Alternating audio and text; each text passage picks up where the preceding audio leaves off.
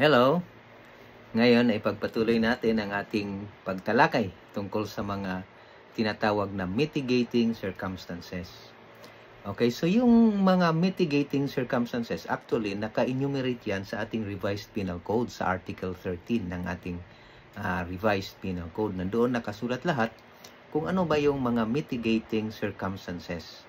So, gaya ng paliwanag ko nung nakaraang video, itong mga mitigating circumstances ay nakaapekto, napapagaan ito ang parusang posibleng ipataw sa isang akusado kung sakaling makonvict siya.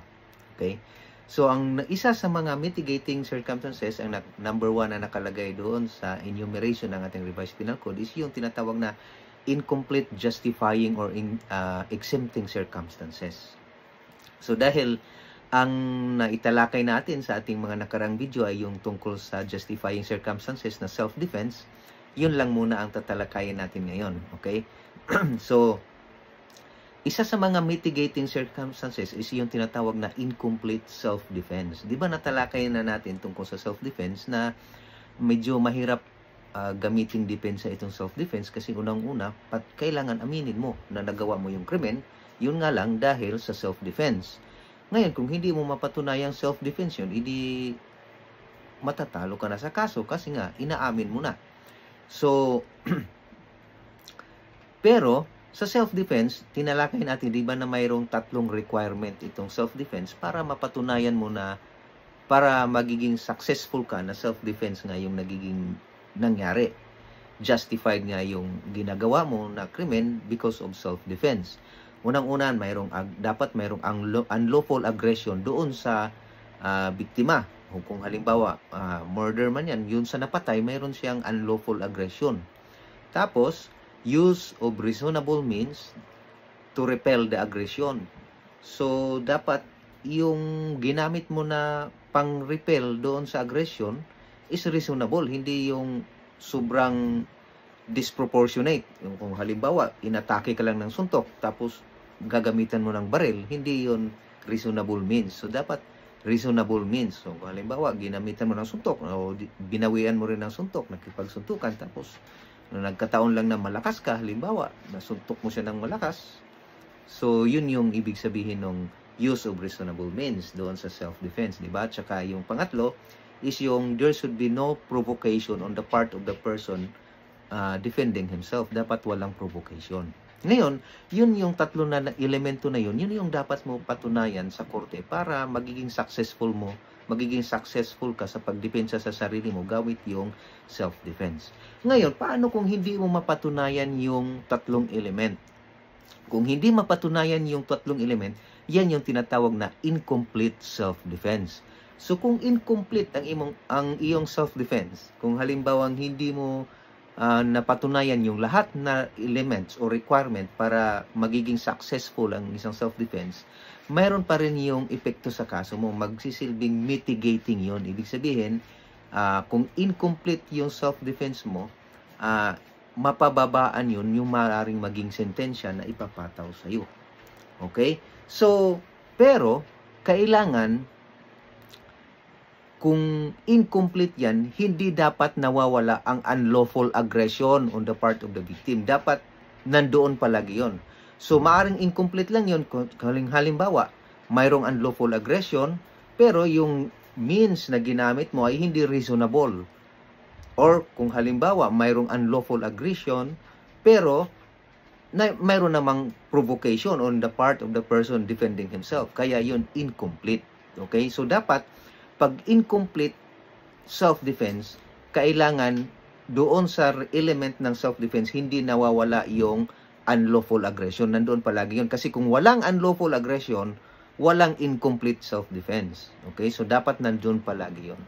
So, yun yung sinasabi sa first enumeration ng mitigating circumstances. Isa sa mga magpapagaan is kung incomplete yung self-defense. So, tandaan, pag incomplete self-defense, dapat nandoon palagi yung unlawful aggression. Pag walang unlawful aggression, walang incomplete self-defense doon. So, paano siya nagiging incomplete self-defense? Dahil mayroong unlawful aggression, pero hindi na-comply yung use of reasonable means to repel the aggression. or hindi nasunod yung no provocation on the part of the person defending himself. Yun yung ibig sabihin ng incomplete self-defense. So, kahit hindi magiging successful yung yung defense mo na self-defense dahil hindi mo napatunayan yung lahat ng elements ng complete self-defense, magiging incomplete self-defense yon. So, kung incomplete self-defense, mayroon pa rin yung epekto sa kaso ng isang akusado kasi kung halimbawa makonvict siya, maaaring mababaan pa rin yung sentensya, mamitigate pa rin yung sentensya. So, kung halimbawa hindi i-impose ng korte yung maximum penalty doon sa sentensya na ipapataw doon sa kung ano man yung sinampang kaso sa akusado. So, yun yung ibig sabihin ng incomplete self-defense. So, actually, meron ding mga mitigating at saka justifying at saka exempting circumstances. Hindi pa natin natalakay yon, kaya ang natalakay lang kasi natin yung self-defense, kaya yun lang yung pinaliwanag ko. Na pag incomplete ang self-defense, ibig sabihin hindi napatunayan yung lahat ng elemento, pero kailangan para masabing self-defense, incomplete self-defense, dapat nandoon palagi yung unlawful aggression. Kahit doon sa mga nawawalang element or hindi napatunayang element, dapat hindi nawawala doon yung unlawful aggression. Dapat present palagi yan para incomplete self-defense. Kung wala yung unlawful aggression, walang incomplete self-defense, walang mitigation. Wala tayong mitigating circumstance na incomplete self-defense na pag-uusapan. Okay po. So, doon naman sa iba, meron din kasing mga exempting circumstances, tsaka iba pang mga justifying circumstances na hindi natin natalakay. Kung mayroon din lahat ng mga ito, yung mga ibang justifying circumstances at saka yung ibang exempting circumstances, meron din itong mga requirement. Ngayon, kung hindi naman nakumpleto yon, kung halimbawang yun ang ginagamit na depensa, pero yung halimbawa lang sa mga banggitin ko na lang, yung isa sa mga exempting circumstances is yung tinatawag na insanity. So, dapat may requirement yun na nung time na nakumit nung isang insane person yung isang krimen, wala siya sa lucid interval.